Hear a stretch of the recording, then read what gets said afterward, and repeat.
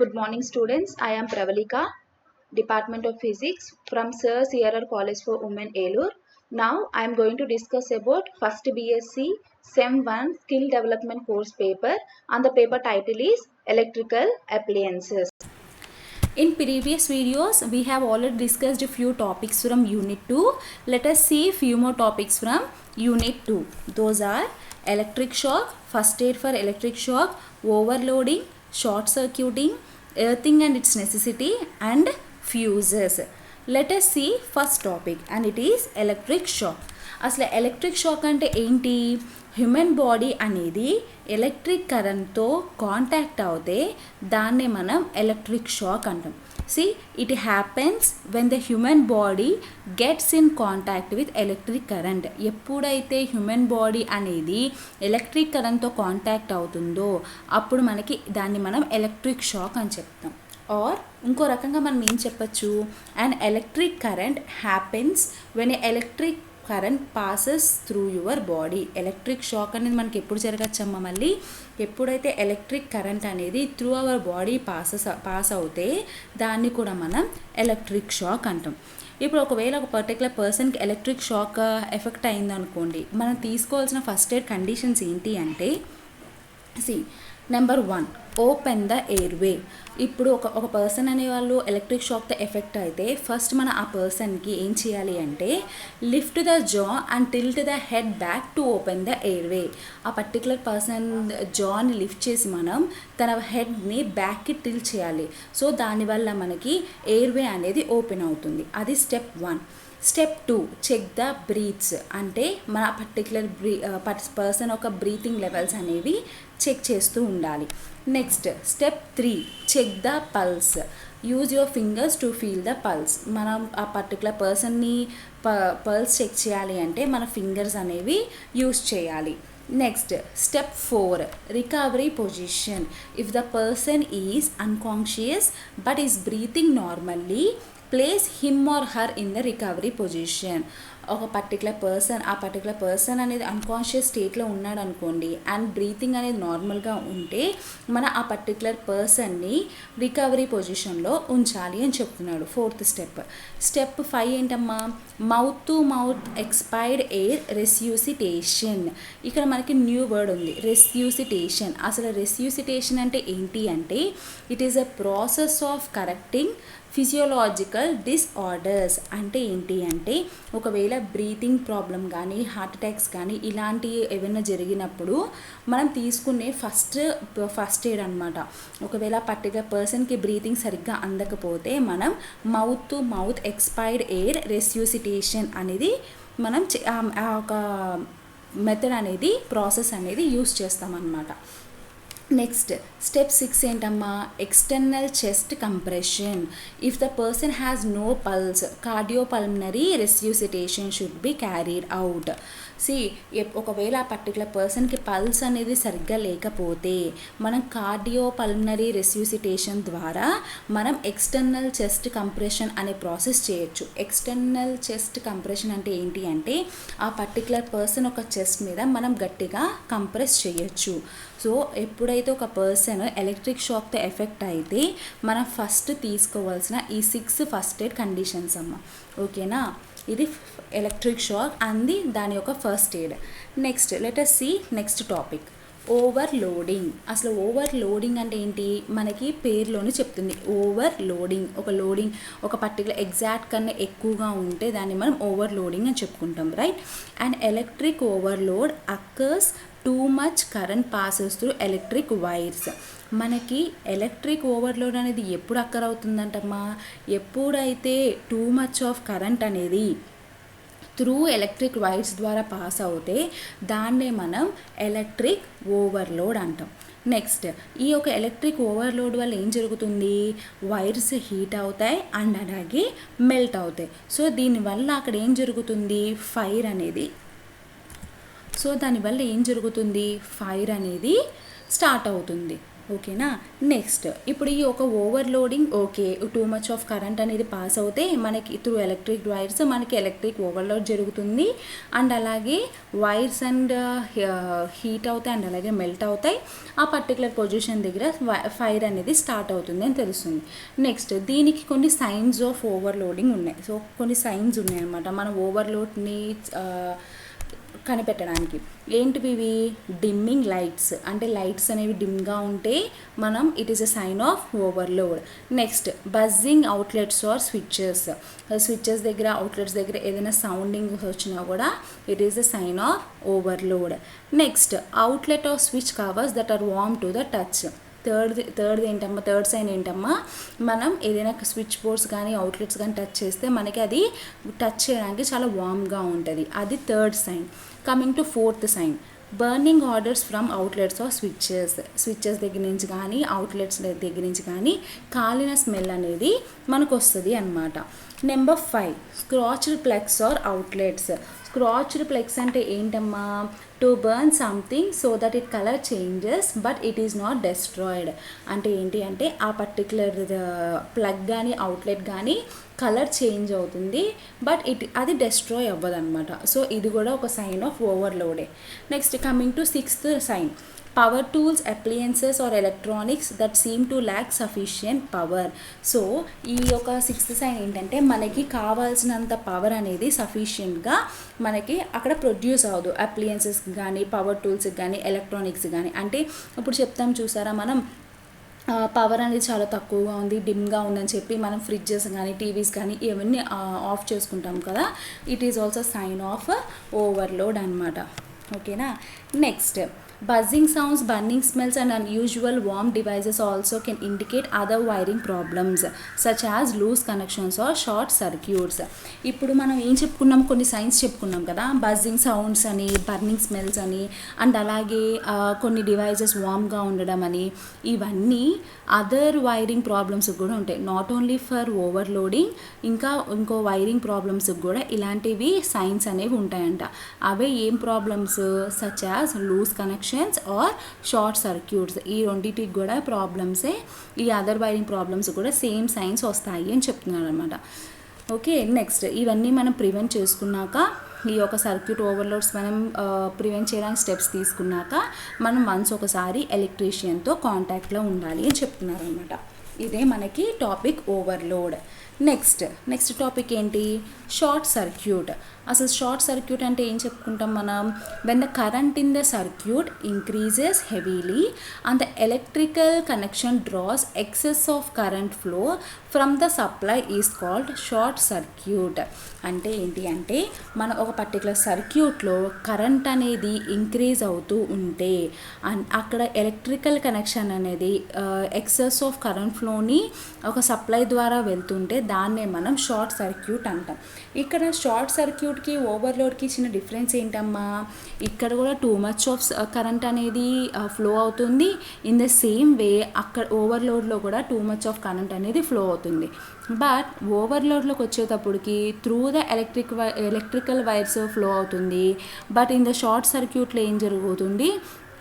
In the circuit through the supply అనేది excess of current flow అనేది జరుగుతుంది. So దీన్నే మనం షార్ట్ సర్క్యూట్ అంటాం. ఓకే. ఈ షార్ట్ సర్క్యూట్లో కూడా మనకి 2 టైప్స్ ఆఫ్ షార్ట్ సర్క్యూట్ ఉన్నాయి. ఫస్ట్ వన్ వచ్చి normal short circuit, second one వచ్చి గ్రౌండ్ ఫాల్ట్ షార్ట్ సర్క్యూట్. ఇప్పుడు నార్మల్ షార్ట్ సర్క్యూట్ అంటే ఏంటో చూద్దాం. This is the picture of short circuit. Normal short circuit, A hot wire carrying current touches A neutral wire. అంటే ఒక phase wire అనేది ఆర్ఎల్స్ ఒక హాట్ వైర్ అనేది కరెంట్ని క్యారీ చేస్తూ న్యూట్రల్ వైర్ని టచ్ చేస్తే ఇమీడియట్గా ఏమవుతుంది అంటే దాని యొక్క రెసిస్టెన్స్ అనేది డౌన్ఫాల్ అవుతుంది. అండ్ అలాగే లార్జ్ వాల్యూమ్ ఆఫ్ కరెంట్ అనేది త్రూ అన్ఎక్స్పెక్టెడ్ వేలో ఫ్లో అవుతుంది అనమాట. అంటే ఎప్పుడు జరుగుతుంది నార్మల్ షార్ట్ సర్క్యూట్ అనేది?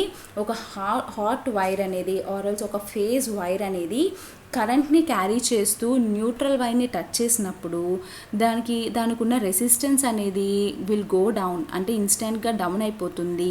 అండ్ అలాగే లార్జ్ వాల్యూమ్ ఆఫ్ కరెంట్ అనేది దాని యొక్క పాత్ నుంచి డీవియేట్ అవుతుంది. అంటే త్రూ అన్ అన్ఎక్స్పెక్టెడ్ వే ద్వారా లార్జ్ వాల్యూమ్ ఆఫ్ కరెంట్ అనేది ఫ్లో అవుతుంది. దీన్నే మనం ఏం చెప్తామమ్మా, నార్మల్ షార్ట్ సర్క్యూట్ అంటాం.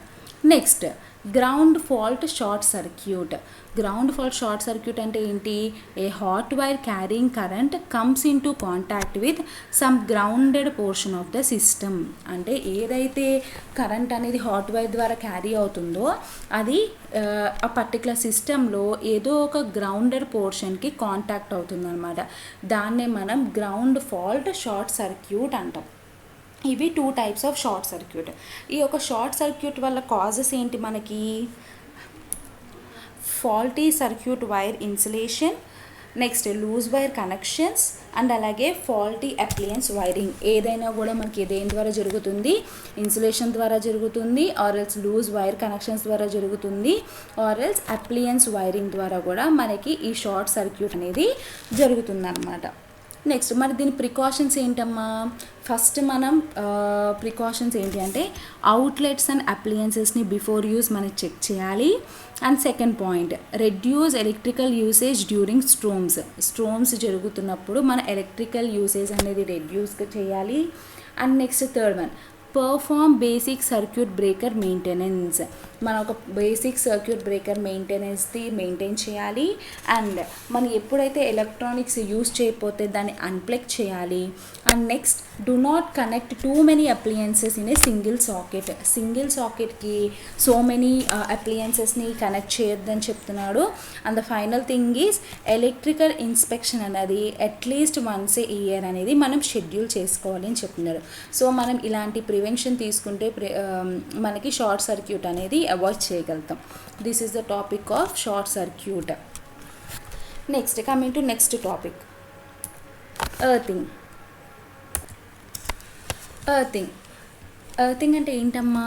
బై ద హెల్ప్ ఆఫ్ లో రెసిస్టెన్స్ వైర్, మనం ఒక లో రెసిస్టెన్స్ వైర్ ద్వారా ఎలక్ట్రికల్ ఎనర్జీని డైరెక్ట్గా ఎర్త్కి డిశ్చార్జ్ చేసేదాన్ని, అంటే ట్రాన్స్ఫర్ చేసే ప్రాసెస్నే మనం ఎర్తింగ్ అంటాం అన్నమాట.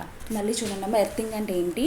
బై ద హెల్ప్ ఆఫ్ లో రెసిస్టెన్స్ వైర్ని హెల్ప్ తీసుకుని మనం immediate discharge of the electrical ఎనర్జీని డైరెక్ట్గా మనం ఎర్త్కి ట్రాన్స్ఫర్ చేసే ప్రాసెస్నే మనం ఎర్తింగ్ అంటాం. ఓకే, నెక్స్ట్ ఈ ఎర్తింగ్ కూడా మనకి 2 టైప్స్ ఉన్నాయన్నమాట. ఫస్ట్ 2 టైప్స్ ఏంటి? ఒకటి న్యూట్రల్ ఎర్తింగ్, ఒకటి ఎక్విప్మెంట్ ఎర్తింగ్. న్యూట్రల్ ఎర్తింగ్ అంటే ఏంటమ్మా? The neutral of the system is directly connected to the earth by the help of the GI wire. GI wire అంటే ఏంటి అంటే గ్యాల్వనైజ్డ్ ఐరన్ వైర్ అని చెప్తామన్నమాట. ఏం చెప్తామమ్మా? GI వైర్ అంటే గ్యాల్వనైజ్డ్ ఐరన్ వైర్ అంటే ఏంటి అంటే it is a zinc coated steel wire. ఏదైతే జింక్ కోటెడ్ స్టీల్ వైర్ ఉంటామో దాన్నే మనం GI వైర్ అంటాం. అంటే ఈ యొక్క న్యూట్రల్ ఆఫ్ ద సిస్టమ్ అనేది డైరెక్ట్గా దేనికి కనెక్ట్ అవుతుందమ్మా? ఎర్త్కి కనెక్ట్ అవుతుంది. దేని హెల్ప్ ద్వారా? GI వైర్ ద్వారా. ఈ యొక్క టైప్ ఆఫ్ ఎర్తింగ్ని దేనికి ప్రొవైడ్ అవుతుంది? స్టార్ విండింగ్ ద్వారా ప్రొవైడ్ అవుతుంది అనమాట. అంటే ఎగ్జాంపుల్ ఏంటేంటి? జనరేటర్, ట్రాన్స్ఫార్మర్, మోటార్ ఎక్సెట్రా, ఇవన్నీ కూడా మనకి న్యూట్రల్ ఎర్తింగ్లోకే వస్తుందన్నమాట. కమింగ్ టు ఎక్విప్మెంట్ ఎర్తింగ్ అంటే ఏంటి? ఏదైతే ఒక ఎక్విప్మెంట్ తీసుకుంటే మెటాలిక్ ఫ్రేమ్ అనేది ఇది డైరెక్ట్లీ ఎర్త్కి కనెక్ట్ అవుతుంది. దేని ద్వారా కనెక్ట్ అవుతుంది? By the help of conducting wire help తీసుకుని ఈ మెటాలిక్ ఫ్రేమ్ అనేది డైరెక్ట్గా కూడా ఎర్త్కి కనెక్ట్ అవుతుంది. ఇందాక న్యూట్రల్ ఎర్తింగ్లో దేని ద్వారా కనెక్ట్ అవుతుందమ్మా? GI వైర్ అంటే గ్యాల్వనైజ్డ్ ఐరన్ వైర్ ద్వారా. వెరస్ కమింగ్ టు ఎక్విప్మెంట్ ఎర్తింగ్లో ఏమో by the help of conducting wire ద్వారా మనకి ఈ యొక్క ఎక్విప్మెంట్ అనేది మెటాలిక్ ఫ్రేమ్ లాగా డైరెక్ట్గా ఎర్త్కి కనెక్ట్ అయిపోతుంది. ఇప్పుడు ఈ యొక్క అపరేటస్లో ఎనీ ఫాల్స్ అనేది జరిగితే మనకి ఏమవుతుంది? షార్ట్ సర్క్యూట్ అనేది పాస్ అవుతుంది. దేనికి? ఎర్త్కి. By the help of this wire conducting wire ద్వారా. Thus protect the system from damage. ఈ యొక్క దీనివల్ల ఏమవుతుంది? మనం సిస్టమ్ని డ్యామేజ్ లేకుండా ప్రొటెక్ట్ చేయొచ్చు. ఓకే, ఎర్తింగ్ అంటే అర్థమైంది కదా. అండ్ దాంట్లో ఎన్ని టైప్స్? 2 టైప్స్. ఒకటి న్యూట్రల్ ఎర్తింగ్, ఒకటి ఎక్విప్మెంట్ ఎర్తింగ్. న్యూట్రల్ ఎర్తింగ్ ఏమో డైరెక్ట్గా కనెక్ట్ అయిపోతుంది ఎర్త్కి by the help of GI wire. Whereas coming to equipment earthing ఏమో ఈ మెటాలిక్ ఫ్రేమ్ అనేది కూడా డైరెక్ట్గా కనెక్ట్ అవుతుంది by the help of conducting wire. Next, importance of earthing. అసలు ఎర్తింగ్ ఎందుకు important? It keeps people safe by preventing electric shock. మనకి electric shock ఎలాంటివి కూడా జరగకుండా సేవ్ చేస్తూ ఉంటుంది అనమాట. అండ్ అలాగే it prevents damage to electrical appliances and devices by preventing excessive current from running through the circuit. ఏదైతే ఇప్పుడు ఒకవేళ ఎక్సెస్ కరెంట్ అనేది రన్ అవుతాయి త్రూ ద సర్క్యూట్, ఇవన్నీ కూడా డ్యామేజ్ అవ్వకుండా ఎలక్ట్రికల్ అప్లయన్సెస్ అనేవి ఈ ఎర్తింగ్ అనేది బాగా ప్రివెంట్ చేస్తుంది. అండ్ అలాగే the earthing protects the operators from high voltage sources and lightning discharge. In the same way high voltage సోర్సెస్ని అండ్ అలాగే లైటింగ్ డిశ్చార్జ్ని కూడా మనకి ఈ ఎర్తింగ్ అనేది ప్రొటెక్ట్ చేస్తుంది. And one more thing, finally it also protects the short circuit current. Short సర్క్యూట్ని కూడా మనకి ఈ ఎర్తింగ్ అనేది ప్రొటెక్ట్ చేస్తుంది. నెక్స్ట్ టాపిక్ ఏంటి? ఫ్యూజెస్. ఫ్యూజెస్ అంటే ఏంటమ్మా? It is a made up of tin strip or stand of metal. Next topic ఏంటమ్మా? ఫ్యూజెస్. ఫ్యూజ్ అసలు దేనికి యూజ్ చేస్తామో, అసలు ఫ్యూజ్ అనేది దేంతో తయారవుతుంది అంటే it is made up of tin strip or stand of metal. Thin స్ట్రిప్తో కానీ స్టాండ్ ఆఫ్ మెటల్తో కానీ ఈ ఫ్యూజ్ అనేది తయారవుతుంది. అసలు ఫ్యూజ్ మనం ఎందుకు యూజ్ చేస్తామంటే హెవీ అమౌంట్ ఆఫ్ కరెంట్ కానీ ఎక్సెస్ కరెంట్ ఫ్లో కానీ ఒక పర్టికులర్ ఎలక్ట్రికల్ సర్క్యూట్లో ఫ్లో అయితే ఈ ఫ్యూజ్ ఏం చేస్తుంది? మెల్ట్ చేసి అలాగే ఆ సర్క్యూట్ని ఓపెన్ చేసి ఏదైతే పవర్ సప్లై వెళ్తుందో ఆ పవర్ సప్లైని డిస్కనెక్ట్ చేస్తుంది అనమాట. అండ్ అలాగే ఇది ఎలా వర్క్ చేస్తుంది? సర్క్యూట్ బ్రేకర్గా కానీ స్టెబిలైజర్గా కానీ వర్క్ చేస్తుంది అనమాట. ఎందుకు ఇది ఇలా వర్క్ చేయడం వల్ల ఏమవుతుంది అంటే ఒక డ్యామేజ్ నుంచి ఈ యొక్క డివైస్ ఫ్యూజ్ అనేది ప్రొటెక్ట్ చేస్తుంది అనమాట. ఓకేనా? నెక్స్ట్ చూడండి, మన ఇందాక it is made up of thin strips అన్నాం కదా.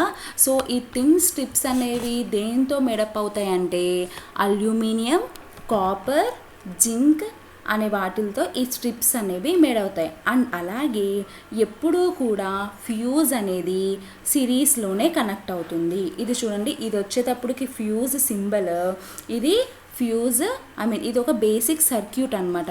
ఎప్పుడూ కూడా ఈ యొక్క ఫ్యూజ్ అనేది సిరీస్లోనే కనెక్ట్ అవుతుంది. ఎందుకు? To protect from over current in the running cables. So అసలు ఫ్యూజ్ పని ఏంటి? ఓవర్ కరెంట్ని ప్రొటెక్ట్ చేయడమే కదా. సో అందుకని ఎప్పుడూ కూడా ఈ యొక్క ఫ్యూజ్ అనేది సర్క్యూట్లో సిరీస్లోనే కనెక్ట్ అవుతుంది అన్నమాట. నెక్స్ట్, దీని యొక్క ప్రిన్సిపల్ ఏంటి? The fuses work on the principle of the heating effect of the current. అంతే కదా, ఎక్సెస్ కరెంట్ ఫ్లో కానీ హెవీ అమౌంట్ ఆఫ్ కరెంట్ కానీ చెప్పుకుంటున్నాం, అది ఒక హీటింగ్ ఎఫెక్టే కదా. అండ్ నెక్స్ట్, దీని దేంతో మేడప్ అవుతుందని చెప్పాము? Thin strip or stand off metallic wire అని చెప్పుకున్నాం. నెక్స్ట్, ఈ ఫ్యూజ్ ఎప్పుడూ కూడా 2 టెర్మినల్స్లోనే కనెక్ట్ అయి ఉంటుంది. This is connected between the ends of the terminals. ఇది చూడండి, it is always connected with the ends of the terminals. Next, fuse is always connected in series with the electrical circuit. ఇందాక మనం పాయింట్లో చెప్పుకున్నాం కదమ్మా, fuse అనేది ఎప్పుడూ కూడా సిరీస్లోనే కనెక్ట్ అవుతుంది. ఎందుకు కనెక్ట్ అవుతుందని చెప్పుకున్నాము? ఓవర్ కరెంట్ని ప్రొటెక్ట్ చేయడానికి సిరీస్లోనే కనెక్ట్ అవుతుంది. నెక్స్ట్, దీని వర్కింగ్ ఏంటి? మనం ఆల్రెడీ ఫస్ట్ స్టార్టింగ్లో చెప్పుకున్నాం. ఎక్సెస్ కరెంట్ని కానీ హీట్ని కానీ ఈ యొక్క హెవీ కరెంట్ ఫ్లో సర్క్యూట్లో జనరేట్ అయినప్పుడు ఈ యొక్క ఫ్యూజ్ అనేది మెల్ట్ అయ్యి డ్యూ టు లో మెల్టింగ్ పాయింట్ ద్వారా ఆ సర్క్యూట్ని ఓపెన్ చేసి ఆ ఒక పవర్ ఫ్లోని డిస్కనెక్ట్ చేస్తుంది. అవునా? నెక్స్ట్, ఈ యొక్క ఎక్సెసివ్ కరెంట్ వల్ల ఏమవ్వచ్చు? Break down of wire and అవ్వచ్చు. అండ్ అలాగే ఫ్లో ఆఫ్ కరెంట్ అనేది స్టాప్ చేస్తుంది అన్నమాట. అండ్ ఈ ఫ్యూజ్ అనేది ఒకవేళ డ్యామేజ్ అయితే ఈ యొక్క ఎక్సెస్ ఫ్లో ఆఫ్ కరెంట్ వల్ల ఏం చేయొచ్చు? మనం కొత్త దాన్ని రీప్లేస్ చేయొచ్చు. ఓకే, నెక్స్ట్, అండ్ ఇందాక మాట్లాడుకున్నాం కదా, ఈ ఫ్యూజ్ అనేది దేంతో మేడప్ అవుతుంది అనమాట, element like zinc, copper, silver or aluminium. ఇది అలాగే మనకి ఒక సర్క్యూట్ బ్రేకర్ గాను అండ్ అలాగే స్టెబిలైజర్గా కూడా వర్క్ అవుతుంది. అండ్ ఇది not only A protector, and అలాగే ఇది దేని కింద యూస్ చేస్తామమ్మా, ఒక సేఫ్టీ మెజర్ కింద యూస్ చేస్తాము. అంటే హ్యూమన్స్కి ఎలాంటి ఏమీ జరగకుండా ఈ యొక్క ఫ్యూజెస్ని మనం ఒక ప్రివెన్షన్ కింద యూస్ చేసుకుంటాం. సో దీని యొక్క ఆపరేట్స్ ఏంటో చూడండి, ఇక్కడ 3 ఉన్నాయి ఫిగర్లో చూడండి. Fuse operation, fuse barrel and it is a fuse link. ఒక ఫ్యూజ్ బట్టి దీని యొక్క 3 పార్ట్స్ అన్నమాట. నెక్స్ట్ ఇప్పుడు మనం చూసాం దాని ప్రిన్సిపల్ ఏంటి, దాని వర్కింగ్ ఏంటి, ఇవన్నీ చూసాం. నెక్స్ట్ అసలు ఫ్యూజ్ అనేది ఎందుకు need of fuse, what is the need of fuse, అసలు ఫ్యూజ్ ఎందుకు యూజ్ చేసుకుంటున్నాం మనము, అసలు ఫ్యూజ్ ఏం చేస్తుంది, హై అమౌంట్ ఆఫ్ కరెంట్ ఫ్లోని కానీ ఏదైనా జరుగుతుంటే అది డిస్కనెక్ట్ చేసి ప్రివెంట్ చేస్తుంది. ఇన్ ద సేమ్ వే ఇక్కడ చూడండి, Fuses are used for the prevention of home appliances from the short circuit and damage by overload or high current. ఈ ఫ్యూజెస్ అనేవి ఓవర్లోడ్ అవ్వకుండా, హై కరెంట్, షార్ట్ సర్క్యూట్ జరగకుండా ఈ fuses అనేవి home అప్లియన్సెస్కి ప్రివెన్షన్గా ఉంటాయన్నమాట. And అలాగే ఇప్పుడు ఒకవేళ మనం ఫ్యూజెస్ అనేది యూజ్ చేయకపోతే ఏం జరుగుతుంది, ఆ వైరింగ్లు ఫాల్స్ జరుగుతున్నప్పుడు, ఆ వైరింగ్ అనేది ఫాల్స్ జరిగినప్పుడు, అక్కరైనప్పుడు ఎలక్ట్రికల్ అప్లియన్సెస్ అనేవి ఫైర్ అవ్వడం స్టార్ట్ అవుతాయి అన్నమాట. అండ్ అలాగే ఇప్పుడు ఒకవేళ మనం వెన్ ద ఫ్యూజ్ గోస్, అప్పుడు ఏమవుద్ది, ఒక సడన్ స్పార్క్ వచ్చి అక్కరయ్యి మొత్తం అంతా పవర్ సప్లైని డిస్కనెక్ట్ చేస్తుంది, అంటే ఫర్దర్గా మనకి ఏమీ కాకుండా. సో మనకి ఫ్యూజెస్ అనేవి చాలా ప్రొటెక్టివ్, మన ఒక హోమ్ అప్లియన్సెస్కి ఎలాంటి హామ్ జరగకుండా ఫ్యూజ్ అనేవి చాలా ప్రొటెక్టివ్ థింగ్ అనమాట మన హోమ్ అప్లియన్సెస్లో. అర్థమైంది కదా తల్లి, మనం ఏమేమి చెప్పుకున్నాము, what is electric shock and the first aid of electric shock, and next what is remember overloading, short circuiting, next earthing, and the what is use on working principle of fuse. So thank you students.